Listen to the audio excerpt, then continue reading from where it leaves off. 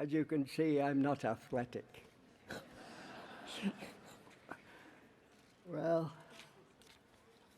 I came into this world in the rough and ready year of 1923. I'm from Barnsley, and I can tell you that my childhood, like so many others from that era, was not like an episode from Downton Abbey. Instead,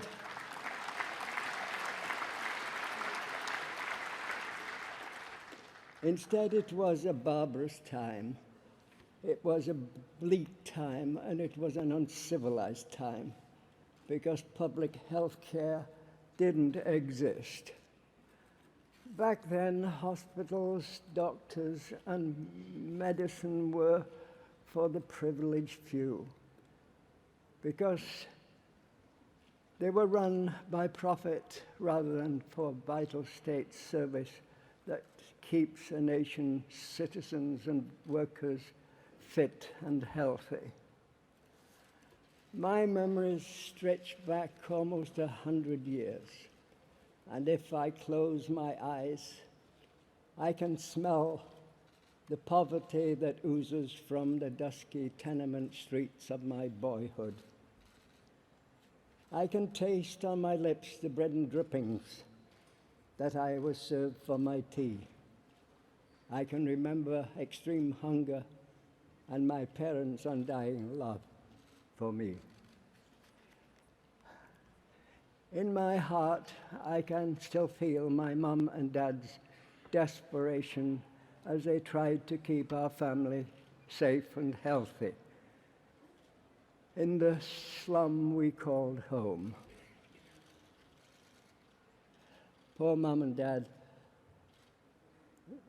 no matter how hard they tried to protect me and my sisters, the cards were stacked against them, because common disease controlled our neighborhood and snuffed out life like a cold breath on a warm candle's flame.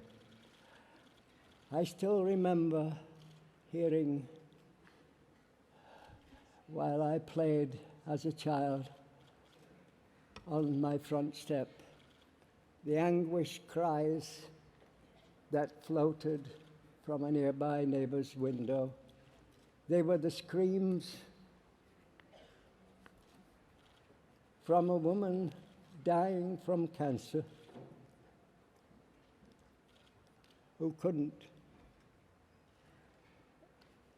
afford morphine to ease her passage from this life.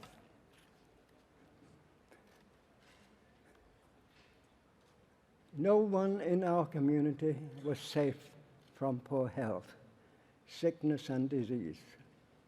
In our home, TB came for my eldest sister, Marion. Tuberculosis tortured my sister and left her an invalid that had to be restrained with ropes tied around her bed.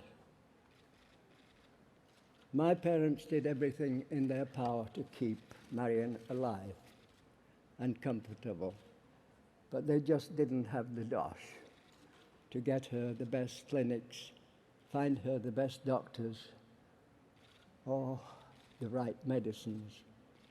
Instead, she wasted away before our eyes until my mother could no longer handle her care, and she was dispatched to the workhouse infirmary, where she died at the age of 10, 87 years ago.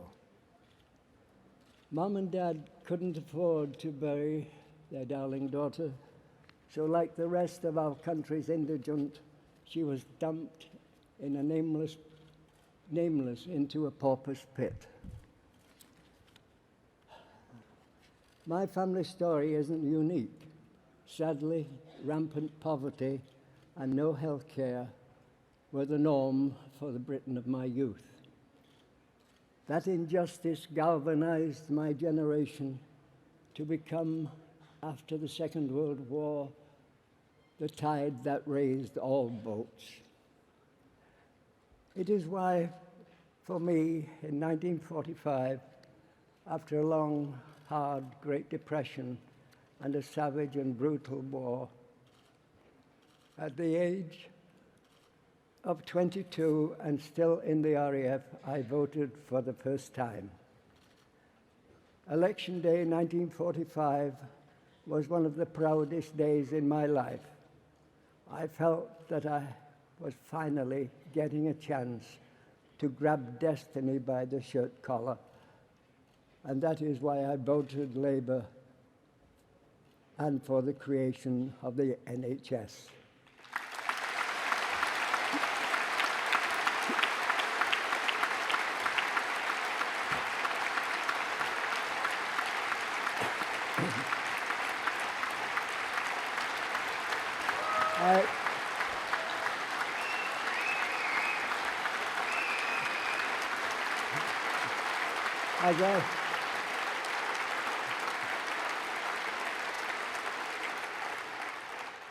As I stand here today, my heart is with all those people from my generation who didn't make it past childhood, didn't get an education, grow as individuals, marry, raise a family, and enjoy the fruits of retirement, because they died needlessly and too early in another era of austerity. But my heart is also with the people of the present, who, because of welfare cuts and austerity measures, are struggling once more to make ends meet, and whose futures I fear for. Today, we must be vigilant. We must be vocal. We must demand that the NHS will always remain an institution for the people and by the people. We must never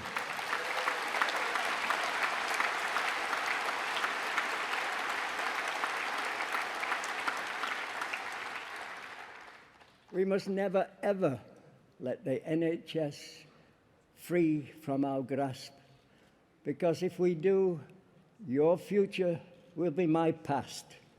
I am not a politician, a member of the elite, or a financial guru, but my life is your history, and we should keep it that way. So say it loud and say it clear in this hall and across this country. Mr. Cameron, keep your mitts off my NHS.